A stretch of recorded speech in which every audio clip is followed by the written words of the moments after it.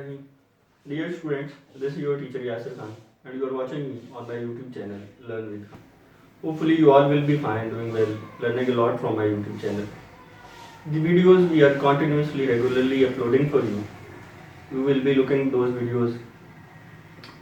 If you like the content, do comment on those videos, share with maximum students as much as you can. Subscribe this channel and forget not to press the bell icon so that you may have notifications of the latest videos. We have discussed continuous tenses and indefinite tenses. All 6 tenses have been discussed. Mixed exercises for indefinite and continuous tenses have been completed. We have tried to have a lot of practice for the rules, vocabulary. We have tried to build vocabulary. Listening exercises have been recommended for you. For 6 tenses we have discussed. Now on, we will have translation exercises of the passages relating to simple present, present indefinite, past indefinite, future indefinite, और all 3 continuous tenses. Passages की exercises हम कोशिश करेंगे कोई 5-6 एक lecture में 5-6 एक lecture में करें. पैसेजेस की राइटिंग से बुनियादी तौर पर आपको पैराग्राफ्स की राइटिंग आती है और पैराग्राफ राइटिंग आप छोटे छोटे पैराग्राफ्स जब लिखते हैं तो पैराग्राफ राइटिंग जो है it leads you towards essay writing. Essay is combination of different paragraphs.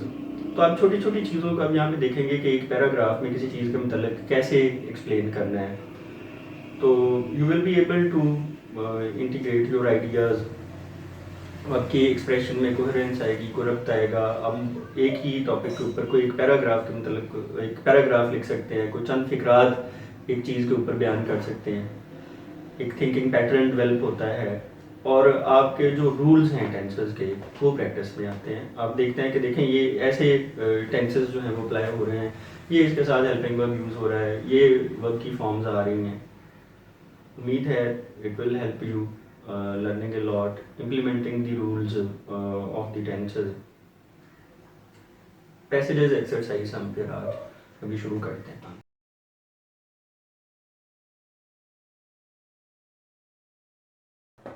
एक पैराग्राफ है. अब ये पैराग्राफ्स एक्सरसाइजेज जो हैं ये 9th 10th की पंजाब टेक्स्ट बुक बोर्ड की ग्रामर से और जो है वो टू दी पॉइंट से आफ्ताब अहमद की ग्रामर से और भी बहुत सारे पैराग्राफ्स दिए हैं. ये हम चंद एक को डिस्कस करेंगे यहाँ पे. वहाँ पे 100+ पैराग्राफ्स दिए हुए हैं आफ्ताब अहमद पे. ज़्यादा से ज़्यादा आप इनकी प्रैक्टिस करेंगे तो देखें ये ट्रांसलेशन जितनी आप करेंगे उतना ही आप एक्सप्रेस कर पाएंगे इंग्लिश में. आपकी राइटिंग स्किल्स बेहतर होंगी. अब ये पैराग्राफ है, देखें साथ साथ टेंसेस पे भी गौर करेंगे. कुछ सिंपल प्रेजेंट के फ़िक्रे होंगे, कुछ ये प्रेजेंट इंडेफिनिट टेंस हैं.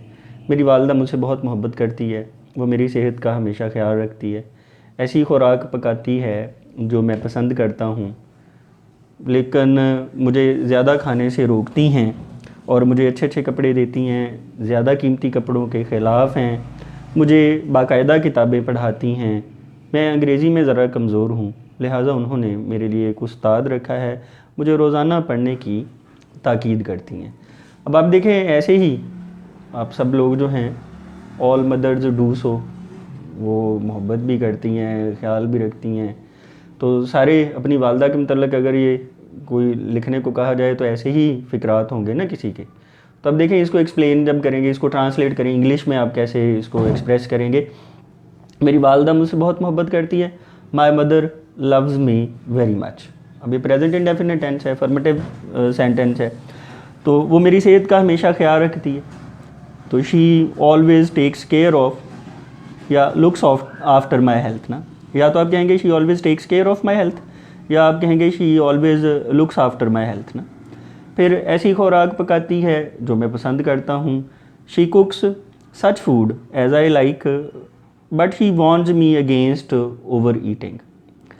अब ये जो ऊपर फ़िक्रा हो गया कि ऐसी खुराक पकाती हैं जो मैं पसंद करता हूँ लेकिन मुझे ज़्यादा खाने से रोकती हैं. आप ऐसे भी कर सकते हैं कि she कुक्स the food that I like, she कुक्स the food that I like. या तो ऐसे ही ट्रांसलेट कर लें या ऐसे कर सकते हैं कि she कुक्स the food that I like but she warns me against over eating. फिर आगे आगे मुझे अच्छे अच्छे कपड़े देती हैं, मुझे अच्छे अच्छे कपड़े देती हैं, तो उसकी ट्रांसलेशन होगी कि शी गिव्स मी गुड और फाइन क्लोथ्स।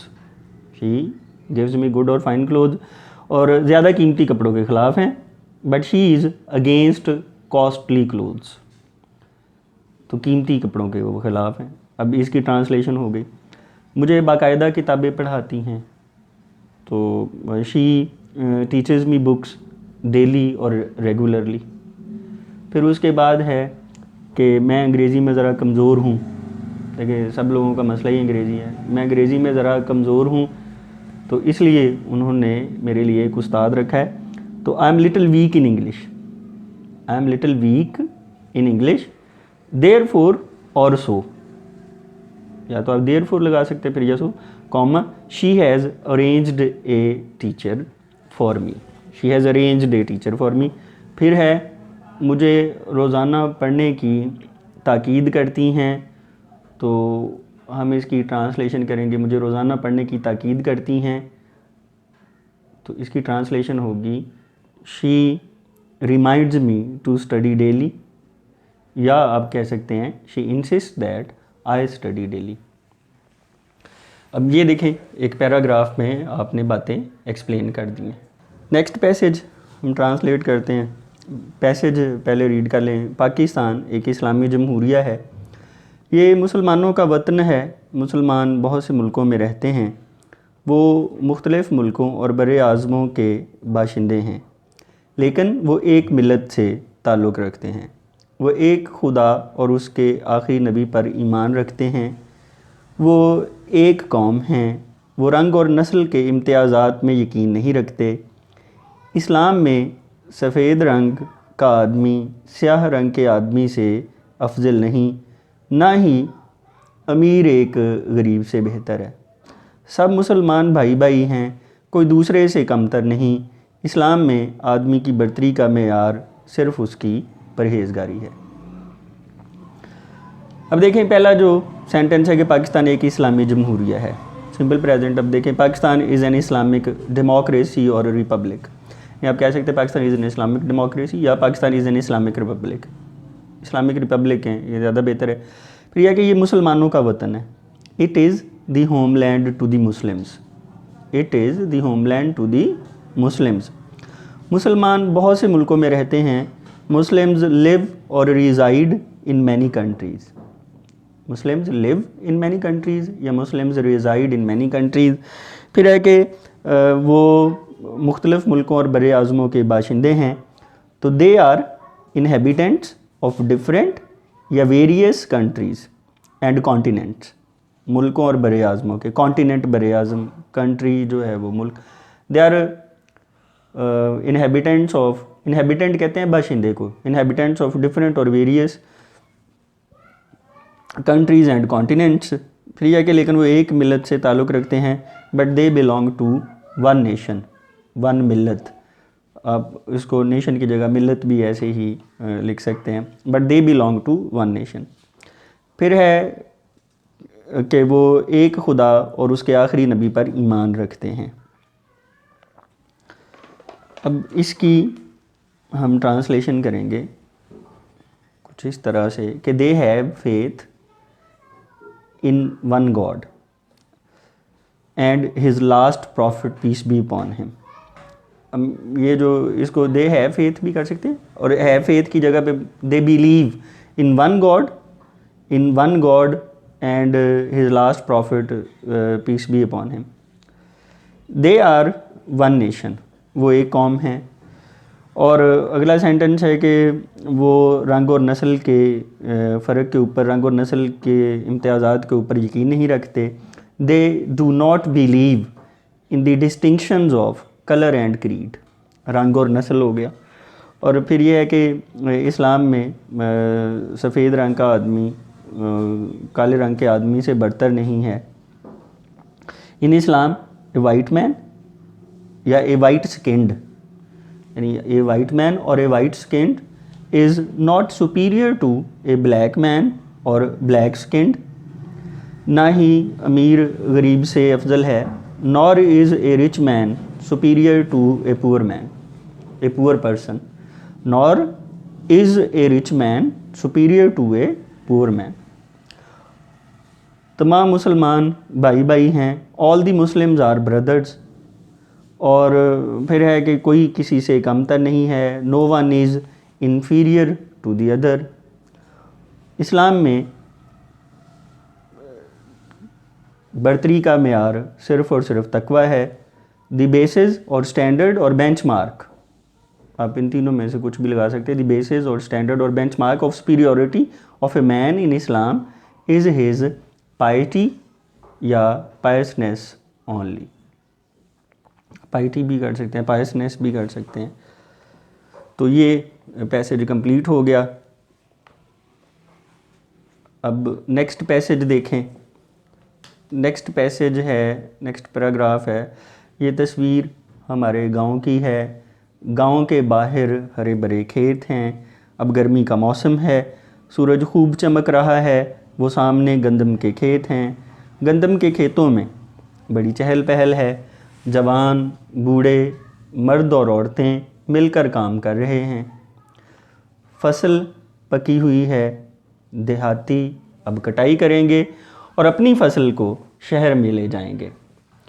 हमारे गांव में बहुत सी काबिले दीद चीज़ें हैं, हम गांव में खुश हैं और हम अपने गांव को खूबसूरत बनाएंगे। अब ये एक पैराग्राफ है। कोई भी जो अपने गांव में रहता है, अपने गांव के बारे में एक पैराग्राफ लिखे, तो इस तरह के ही फ़िक्रात वो लिखे जा सकते हैं। आजकल वैसे भी गंदम की कटाई का मौसम है। ये तस्वीर हमारे गांव की है। This is the picture of our village, या आप कह सकते हैं कि this picture is of our village. गांव के बाहर हरे भरे खेत हैं। There are green fields outside the village. There are green fields outside the village. और फिर है कि अब गर्मी का मौसम है। Now it is summer season. आजकल जो है वो मौसम गर्मा है। फिर है कि सूरज खूब चमक रहा है। The sun is shining brightly. Sun is shining brightly. Simple present और प्रेजेंट कॉन्टिन्यूस टेंस में इसकी ट्रांसलेशन हो रही है। गंदम के खेतों में वो सामने गंदम के खेत हैं। Wheat fields are there on the front. Wheat fields are there on the front. और गंदम के खेतों में बड़ी चहल पहल है। There is great hustle and bustle in the wheat fields. फिर है कि जवान बूढ़े मर्द और औरतें मिलकर काम कर रहे हैं। The young the old men and women are working together. फसल पकी हुई है। the crop is ripe. देहाती अब कटाई करेंगे। now the villagers harvest the crop and will take their crop to the city.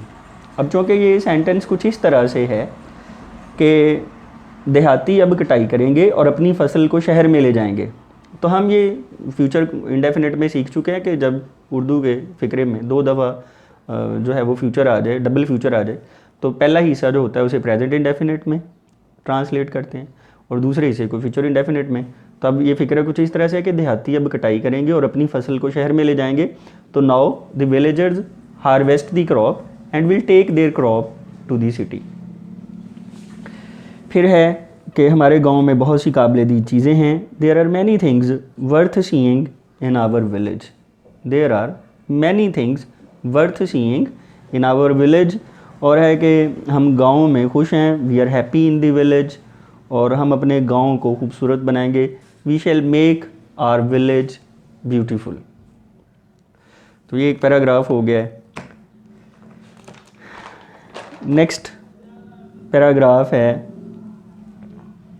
Medina अरब का एक मुक़द्दस शहर है। ये मक्का से करीबन 300 मील के फासला पर है। कारें ये फ़ासला 4-5 घंटे में तय कर लेती हैं। मदीना पैगंबर इस्लाम सल्लल्लाहु अलैहि वसल्लम का शहर है। यहाँ कई मसाजिद हैं, लेकिन सबसे ज़्यादा मशहूर मस्जिद नबवी है, और इस मस्जिद में रसूल अकरम सल्लल्लाहु अलैहि वसल्लम का रोज़ा मुबारक है। यहाँ 1 लाख मुसलमान नमाज़ पढ़ सकते हैं। मदीना में कई होटल हैं और यहाँ पुरानी इमारतें भी हैं। अब ये हो गया एक पैराग्राफ, इसकी ट्रांसलेशन। मदीना अरब का एक मुक़द्दस शहर है। मदीना इज़ ए होली या sacred city of Arab. Medina is a holy city, Medina is a sacred city of Arab. ये मक्का से करीबन 300 मील के फासला पर है। It's about 300 miles from Mecca, या आप इसे कहेंगे कि it is at an approximate distance of 300 miles from Mecca. कारें ये फासला 4-5 घंटे में तय कर लेती हैं। The cars cover this distance in about 4 to 5 hours. Medina पैगंबर इस्लाम सल्लल्लाहु अलैहि वसल्लम का शहर है। Medina is the city of holy prophet peace be upon him. Medina is the city of holy prophet peace be upon him. फिर है कि यहाँ कई मसाजिद हैं, लेकिन सबसे ज़्यादा मशहूर मस्जिद नबवी है। There are many mosques here but the most famous is Masjid Nabawi. फिर है कि इस मस्जिद में रसूल अकरम सल्लल्लाहु अलैहि वसल्लम का रोज़ा मुबारक है। The sacred grave of the holy prophet peace be upon him is in this mosque. फिर है अगला सेंटेंस है कि यहाँ 1 लाख मुसलमान नमाज़ पढ़ सकते हैं। 1 lakh Muslims can offer prayer here. और मदीना में कई होटल हैं, यहाँ पुरानी इमारतें भी हैं। There are many hotels in Medina, और here are old buildings also या टू। हम इसको ऐसे भी कर सकते हैं कि there are old buildings too. Next paragraph है कराची के बारे में। अब कराची पाकिस्तान का बहुत बड़ा शहर है, सबसे बड़ा शहर कराची है। पाकिस्तान की एक तजारती हब है। पाकिस्तान का रेवेन्यू जनरेट बहुत ज़्यादा होता है वहाँ से। कराची एक खूबसूरत और अहम शहर है। कराची पाकिस्तान का सबसे बड़ा शहर है। ये बहरे अरब के साहिल पर वाक़या है। अब देखना, ये आप कराची को डिस्क्राइब कर रहे हैं, यही बातें आप उसके बारे में एक पैराग्राफ में लिख सकते हैं। यहाँ की आबो हवा मोतदल है। यहाँ नसीमें बर्री और नसीमें बहरी चलती रहती हैं। एक वक्त कराची पाकिस्तान का दारुल हुकूमत था। ये एक बंदरगाह है। दूसरे मुल्कों से हमारी तिजारत इसी बंदरगाह के ज़रिए होती है। हमारे महबूब रहनुमा कायदे आज़म रहमतुल्लाह अलैह कराची में पैदा हुए। उनका मज़ार भी इसी शहर में है। जो लोग भी कराची जाते हैं कायदे आज़म के मज़ार पर फातिहा पढ़ते हैं। अब इसको अगर हम ट्रांसलेट करें, सिंपल प्रेजेंट के सेंटेंसेस हैं और कुछ प्रेजेंट इंडेफिनिट के हैं। कराची एक खूबसूरत और अहम शहर है। Karachi is a beautiful and important city. ये पाकिस्तान का सबसे बड़ा शहर है, तो it is the largest city of Pakistan. और ये बहरे अरब के साहिल पर वाक़या है। इट इज़ लोकेटेड और situated on the shore of Arabian sea, बहरे अरब। और यहाँ की आबोहवा मोतदल है। इट्स क्लाइमेट इज़ टेम्परेट कहते हैं मोतदल को। और यहाँ नसीमें बरी और नसीमें बहरी चलती रहती हैं। Land breeze and sea breeze keep blowing here. अब देखें, चलती रहती हैं, शिद्दत पाई जाए तो कीप के साथ जो वर्ब आया उसके साथ ING लग गया। फिर है कि एक वक्त था कि कराची पाकिस्तान का दारुल हुकूमत था। Once Karachi was the capital of Pakistan. ये एक बंदरगाह है। It is a sea port. और दूसरे मुल्कों से हमारी तजारत इसी बंदरगाह के ज़रिए से होती है। Our trade with other countries occurs through this port, यानी इसी बंदरगाह से। और हमारे महबूब रहनुमा कायदे आज़म भी कराची में पैदा हुए। Are beloved leader Quaid-e Azam was also born in Karachi. उनका मज़ार भी इसी शहर में है। His tomb is also in this city. और जो लोग भी कराची जाते हैं कायद आज़म के मज़ार पर फातिहा पढ़ते हैं। तो ट्रांसलेट इसको करेंगे कि whoever goes to Karachi offers Fatiha at Quaid Azam's tomb. आज के लेक्चर का आखिरी पैराग्राफ, ये छठा पैराग्राफ है आज के लेक्चर में जो हम डिस्कस कर रहे हैं। कोई इतने की ही हम 6-7 नेक्स्ट लेक्चर में करेंगे ताकि हमारी काफ़ी सारी इन चीज़ों की जो हमने किया है काम उसकी प्रैक्टिस भी हो जाए अच्छे तरीके से। दूध एक मुकम्मल ग़ज़ा है, ये मीठा और लजीज होता है, इसका रंग सफ़ेद होता है। हम ज़्यादातर दूध गाय और भैंस से हासिल करते हैं। दूध हमें सेहतमंद और ताकतवर बनाता है। हम इससे दही, मक्खन और पनीर भी बनाते हैं। बच्चों और मरीज़ों के लिए दूध बेशकीमत ग़ज़ा है। दूध को हमेशा उबाल कर इस्तेमाल करना चाहिए। अब इसको ट्रांसलेट करें। दूध एक मुकम्मल ग़ज़ा है। मिल्क इज़ ए परफेक्ट और कंप्लीट डाइट। ये मीठा और लजीज होता है। It is sweet and delicious. इसका रंग सफ़ेद होता है। Its colour is white. और हम ज़्यादातर दूध गाय और भैंस से हासिल करते हैं। We get most of the milk from cows and buffaloes. फिर है कि दूध हमें सेहतमंद और ताकतवर बनाता है। Milk makes us healthy and strong. और हम इसे दही, मक्खन और पनीर भी बनाते हैं। We also make curd, butter and cheese from it. Yogurt भी कह सकते हैं कर्ड की जगह पे, yogurt. We also make yogurt, butter and cheese from it. फिर है कि बच्चों और मरीज़ों के लिए दूध बेशकीमत ग़ज़ा है। Milk is valuable diet for children and patients. और दूध को हमेशा उबाल कर इस्तेमाल करना चाहिए। तो milk should always be used after boiling. Milk should always be used after boiling. या हम इसको ऐसे भी ट्रांसलेट कर सकते थे कि milk should always be boiled before use. Milk should always be boiled before use. या इसको ऐसे भी ट्रांसलेट कर सकते थे कि we should always use milk after boiling. We should always use milk after boiling it. अब ये 6 एक्सरसाइजेस हो गई हैं। देखें, इन पैराग्राफ्स के ऊपर गौर करें, समझने की कोशिश करें कि हम मुख्तलिफ़ टॉपिक्स के बारे में जब कुछ सोचते हैं तो ये पैराग्राफ की सूरत में हम उसको एक्सप्रेस कर रहे हैं तो हमें ये एक्सप्रेशन आ जाए। प्रैक्टिस है इस चीज़ की। Translation requires practice. Practice will make you perfect. जितनी प्रैक्टिस कर लेंगे उतनी ही कम है। ज़्यादा से ज़्यादा इसके ऊपर तवज्जो करें। चैनल की वीडियोस को लाइक करें, कमेंट करें, शेयर करें। ज़्यादा से ज़्यादा लोगों को चैनल का बताएं। Thanks for watching this video. Thank you.